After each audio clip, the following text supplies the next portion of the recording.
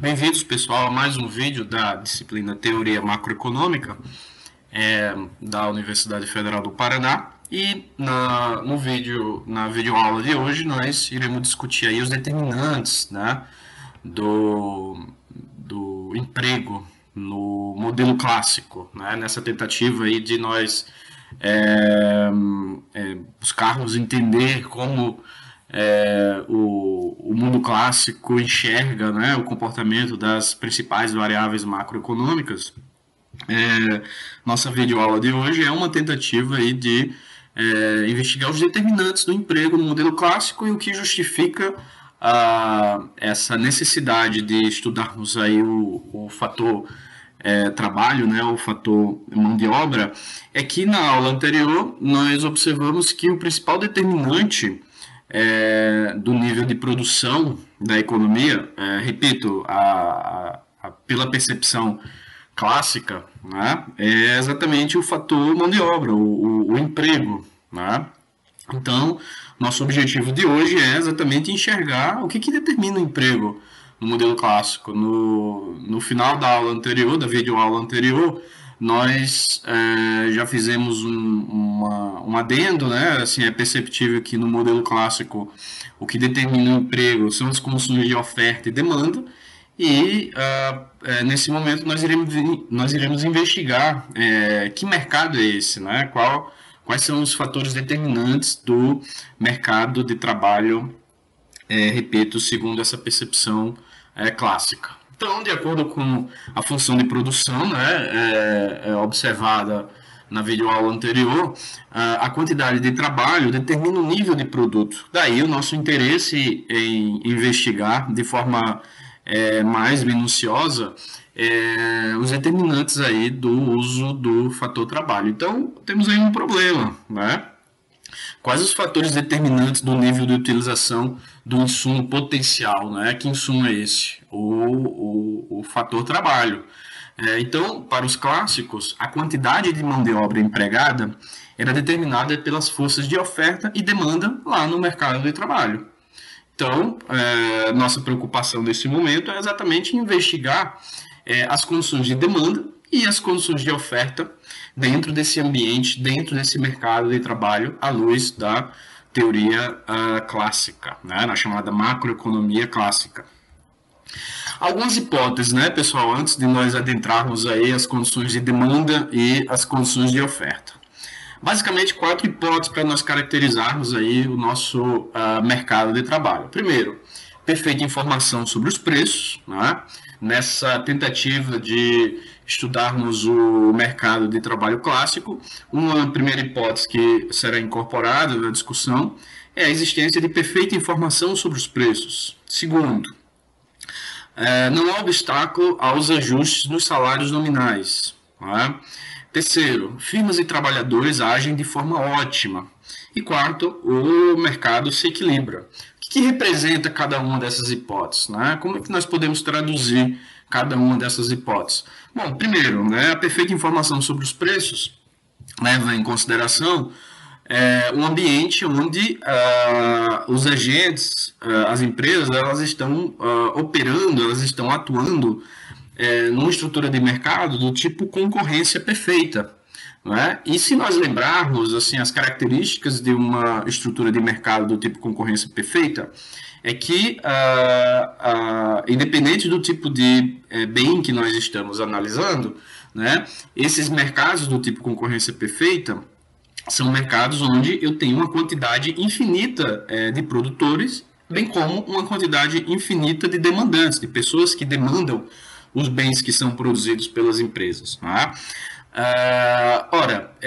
Se eu tenho na presença de um mercado uma infinidade significativa e uma quantidade significativa tanto de produtores, de ofertantes, quanto de consumidores demandantes, é óbvio que a entrada ou a saída de qualquer agente nesse mercado pouco vai afetar as condições de preço. Né?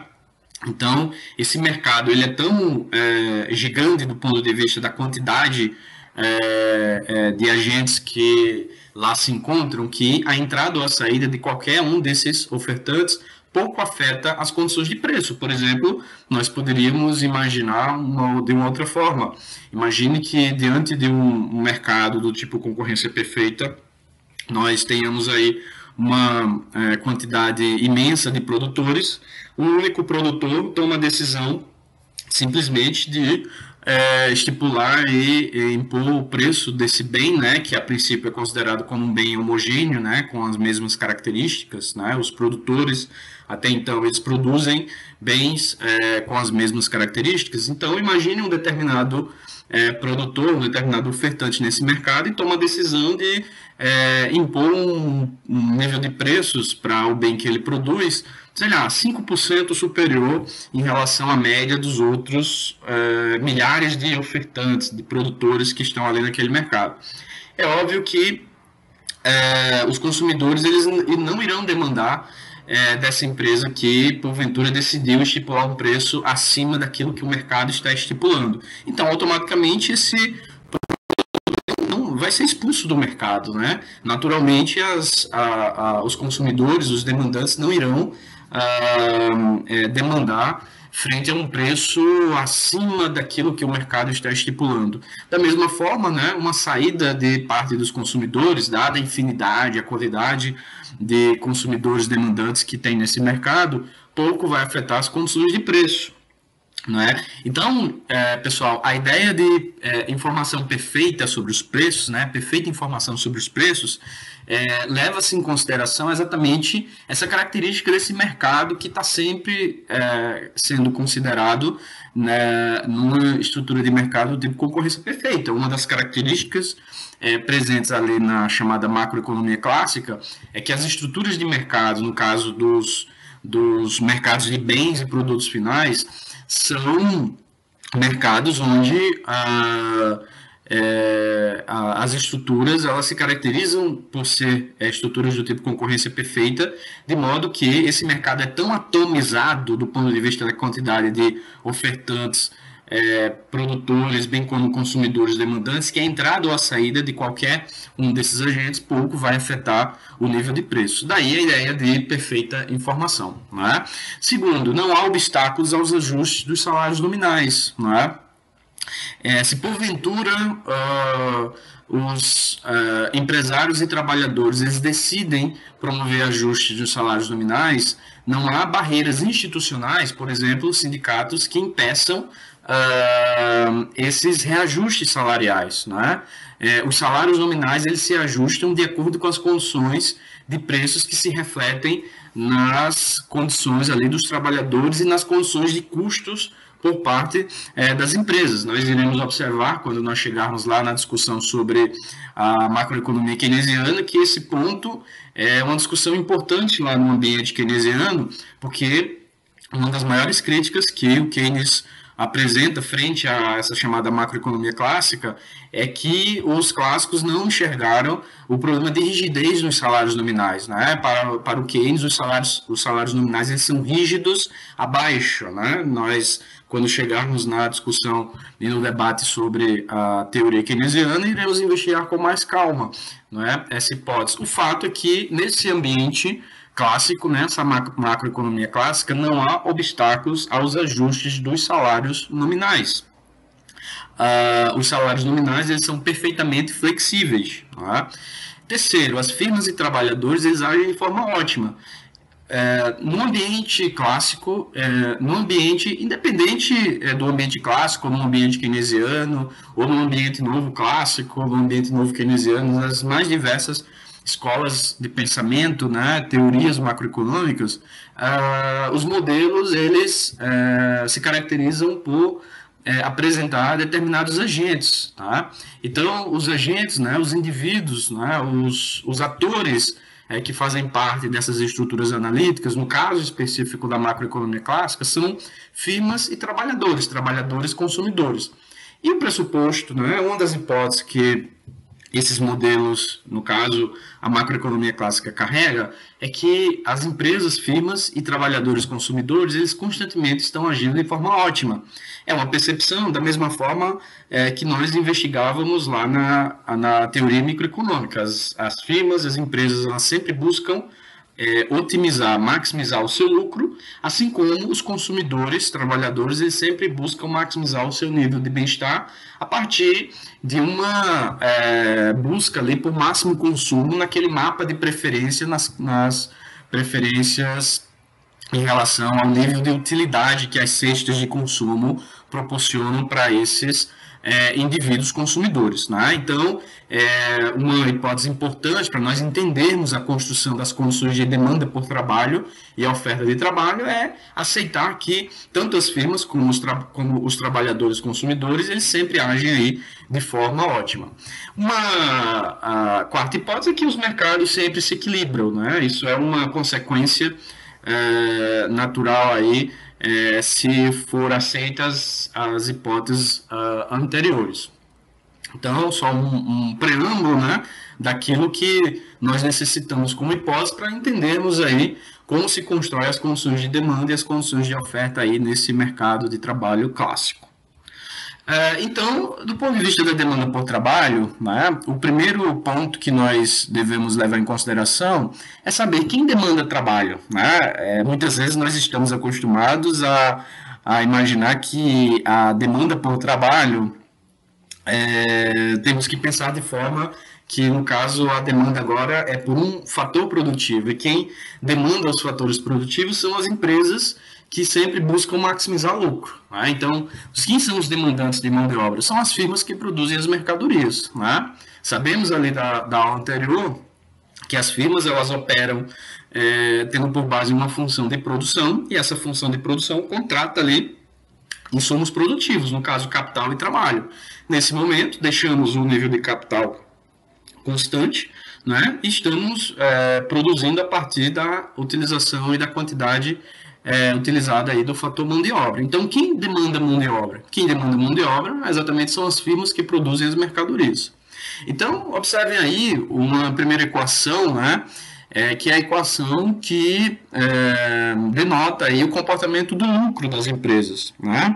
E uma vez que as empresas elas sempre estão buscando otimizar, né, as condições de otimização de bem-estar das firmas é exatamente a necessidade de busca por mais lucro. Então, quem é o meu lucro? Né? O meu lucro é a minha receita total, né? O preço vezes a quantidade, menos o custo total. Lembrando que o meu custo total ele é composto aí pela massa de trabalhadores que eu estou contratando, multiplicada pela remuneração desse fator trabalho, no caso o salário nominal, e também o componente aí do capital, né? As empresas contratam capital e remuneram esse capital de acordo com a taxa PI, né? O PI aí está representado como sendo o custo por unidade de contratação do capital. Como nós estamos mantendo o nível de capital constante, é óbvio que o que determina aí se as empresas elas estão tendo mais ou menos lucro é exatamente a quantidade de utilização do fator mão de obra. Então, o que nós iremos fazer? Eu vou extrair a derivada do lucro com relação ao fator mão de obra. Então, a derivada do lucro com relação ao fator mão de obra é exatamente esse resultado aqui, né? O preço vezes a produtividade marginal do trabalho menos o salário nominal. Como eu estou buscando um nível ótimo, igualo a zero. Então, de onde está saindo, pessoal, quando eu estou extraindo aí a derivada do lucro com relação ao fator mão de obra, de onde sai essa produtividade marginal do trabalho? Né? Veja que esse resultado aqui da derivada está saindo aqui desse primeiro componente aqui da função lucro. Então, extraindo a derivada desse primeiro componente, né, repito o preço, né, e é como se eu estivesse extraindo a derivada de y com relação à derivada de n. Então, quem é y? Y é aquela minha função de produção. Né? Então, se eu extraio a derivada da função de produção com relação a n, o resultado é a minha produtividade marginal do trabalho. Né? Como o K é constante, né? Não tem um emprego que multiplicando esse meu componente de utilização do capital, Então, automaticamente, da função custo, o que me sai é exatamente o salário nominal após a extração aí da derivada. Em concorrência perfeita, eu sei que a condição de equilíbrio, né, em uma empresa que opera em concorrência perfeita é que o preço sempre é igual à receita marginal e a receita marginal é igual ao custo marginal. As condições de oferta, né, determinadas ali na situação de concorrência perfeita. Então, o que me resta é observar que a condição de maximização de lucro das empresas é uma situação onde o salário real é igual à produtividade marginal do trabalho, ou seja, as empresas elas estão sempre maximizando o seu lucro no momento em que elas conseguem equiparar o salário real à produtividade marginal do trabalho. Tá? Então, por esse gráfico a seguir, né, sabendo que essas empresas que operam nesse ambiente microeconômico de concorrência perfeita, né, é fato também que eu estou respeitando a chamada lei dos rendimentos decrescentes, né, eu estou respeitando o fato de que a contratação de uma unidade adicional de um fator de produção, no nosso caso específico, o fator trabalho, gera uma expansão no nível de produto, porém a taxas decrescentes. Né? Então, o que eu observo aqui nesse gráfico? A relação entre a remuneração do fator trabalho e o fator trabalho. Então, à medida que eu amplio a utilização do fator trabalho, é natural que a produtividade marginal do trabalho ela diminui. O contrário, né? À medida que eu diminuo a quantidade utilizada do fator insumo trabalho, a produtividade marginal do trabalho ela aumenta. É óbvio que o gráfico aqui exposto estabelece uma relação entre o salário real, né, e a quantidade utilizada desse fator insumo. No caso específico, existe um único ponto, né, onde a produtividade marginal do trabalho se equipara ao salário real. Então, nesse ponto aqui, as firmas estão maximizando o seu lucro. Né? Então, eu tenho duas possíveis situações. Né? Uma primeira situação, né, onde o salário real, duas linhas, ele é um salário superior àquele salário real que equilibra, que equipara a produtividade marginal do trabalho. Então, nesse momento, há um excesso de salário real em relação à produtividade marginal do trabalho. Diferentemente, nessa situação, onde eu tenho um salário real, no nível salário real linha, onde há um excesso de produtividade marginal do trabalho em relação àquele salário real de equilíbrio. Que salário real de equilíbrio é esse? Aquele salário real que é literalmente igual à produtividade marginal do trabalho. O que eu espero se a economia estiver nesse ponto aqui? Ou seja, num ponto onde há um excesso de produtividade marginal do trabalho em relação ao salário real. Possivelmente eu espero que haja uma redução na contratação de trabalhadores. Como respeita-se a lei dos rendimentos decrescentes, né, à medida que as empresas elas demandam menos do fator insumo trabalho, a produtividade marginal do trabalho se eleva até o ponto de equiparação desse salário real de equilíbrio com a produtividade marginal do trabalho necessária para as empresas maximizar o lucro.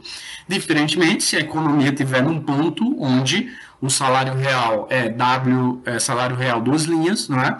Possivelmente há um excesso de salário real em relação a essa produtividade marginal do trabalho de equilíbrio, o que vai fazer com que as empresas expandam a contratação de trabalhadores, né, a demanda por trabalhadores, e de acordo com a lei dos rendimentos decrescentes, a produtividade marginal do trabalho cai até o ponto de equiparação na situação de equilíbrio da condição de maximização de lucro das empresas.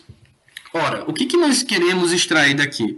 Né? O que é importante nós retirarmos aqui dessa curva de produtividade marginal do trabalho que associa as condições de maximização de lucro das empresas? Né? O que é importante retirar aqui é que a partir dela, nós podemos extrair uma função demanda por trabalho. E qual é a característica dessa nossa função demanda por trabalho? A função demanda por trabalho é uma função tal que as empresas demandam mais ou menos trabalho a depender do nível de salário real. Quanto maior for o nível de salário real, menor será a demanda por trabalho. Quanto menor for o nível de salário real, maior será a demanda por trabalho. Ou seja, há uma relação inversa. O que determina a demanda por trabalho?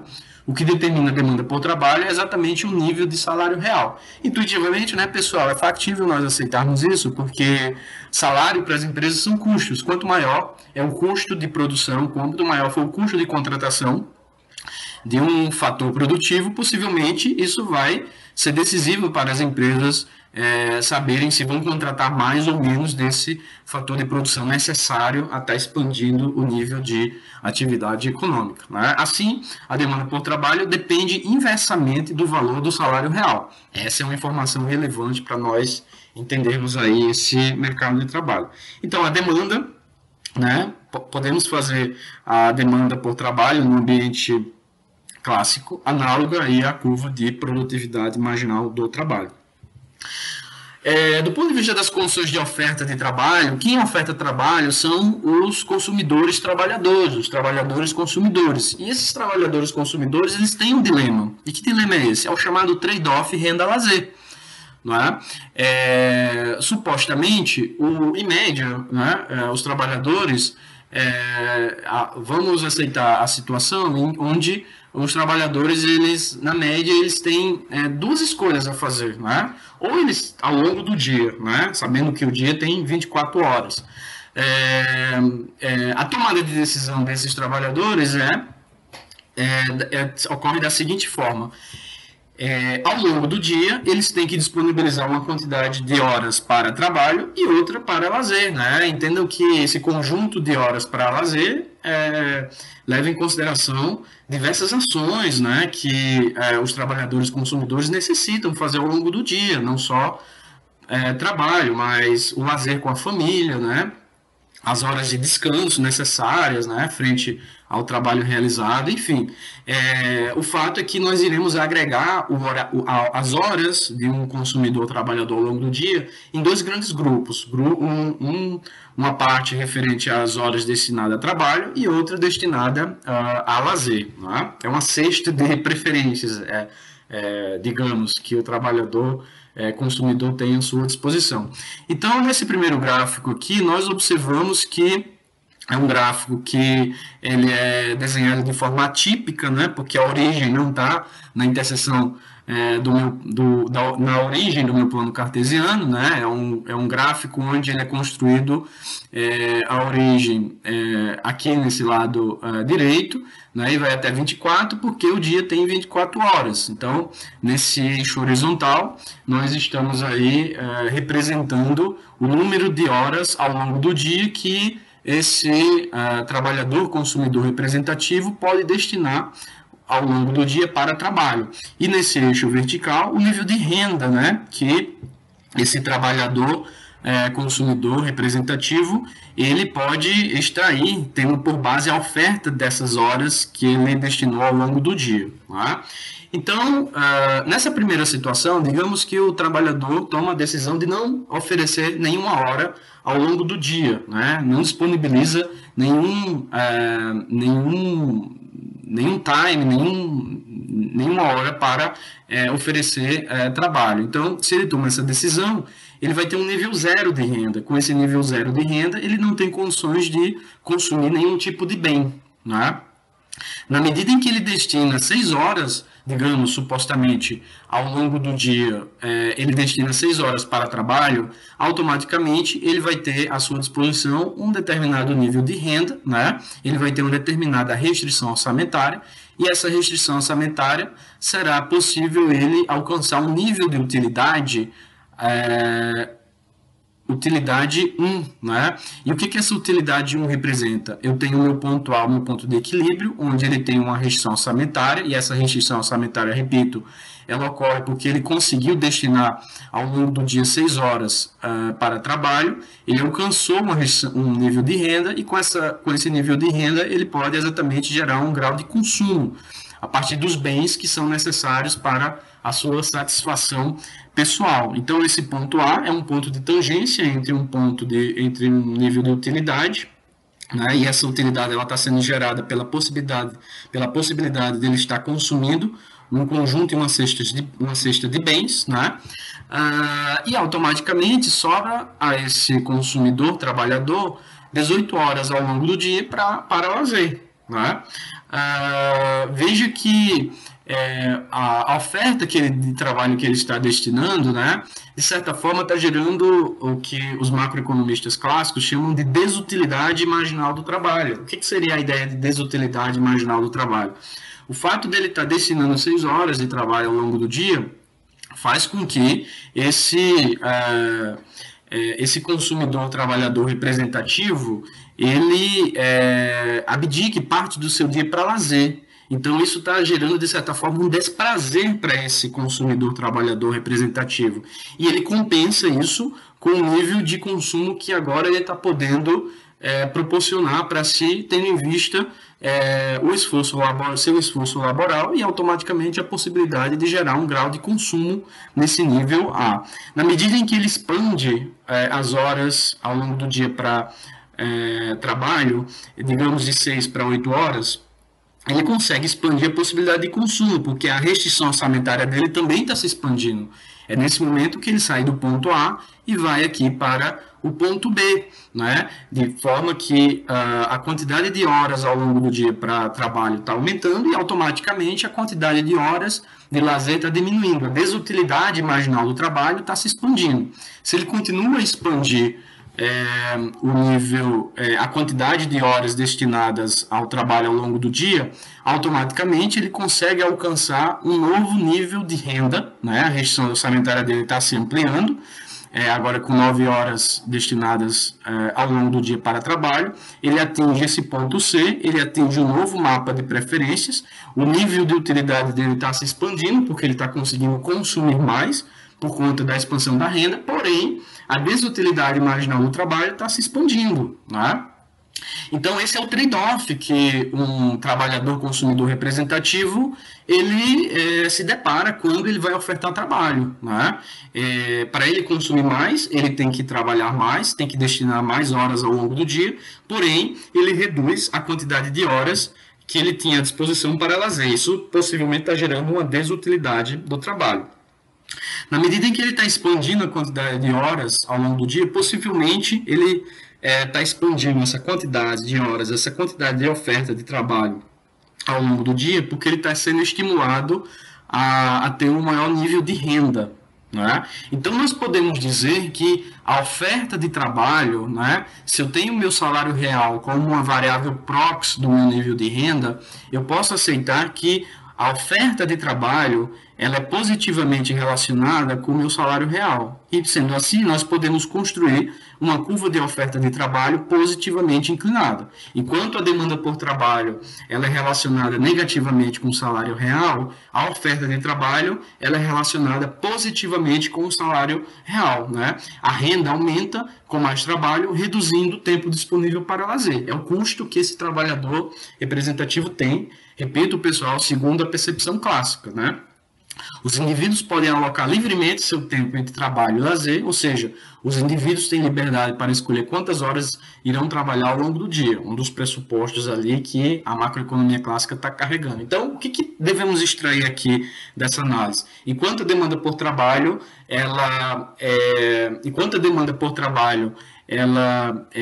relacionada inversamente com o salário real, a oferta de trabalho, ela é relacionada positivamente com o trabalho. O trabalhador consumidor representativo ele é estimulado a ofertar mais trabalho ao longo do dia, quanto maior for o salário real. Diferentemente, a demanda por trabalho ela é relacionada inversamente com o salário real, porque, nesse caso, quanto maior for o salário real, maiores são os custos das empresas estarem contratando esse fator mão de obra. Então, para entender aí o mercado de trabalho, né, o produto e o emprego de equilíbrio, uma vez que no vídeo anterior nós chegamos à conclusão que, com base na função de produção, o que determina o nível de produção é exatamente o nível de utilização do fator insumo-trabalho, né? Então, o que determina o nível de utilização do fator insumo-trabalho?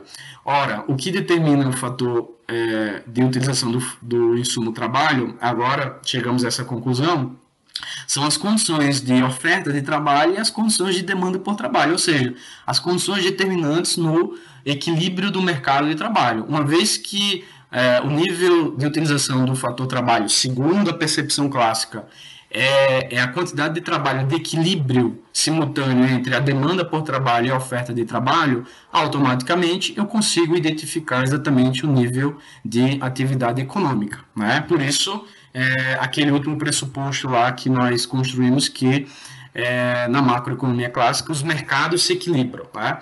Então, pessoal, isso é a apresentação, né, os determinantes aí do emprego. Nós chegamos à conclusão que são as condições de oferta e demanda que determinam as condições de insumo, e na próxima aula iremos aí investigar os efeitos aí sobre a determinação do nível de atividade econômica, a depender de possíveis choques que ocorram aí no mercado de trabalho, na tentativa de investigar as condições de oferta e os determinantes da curva de oferta agregada.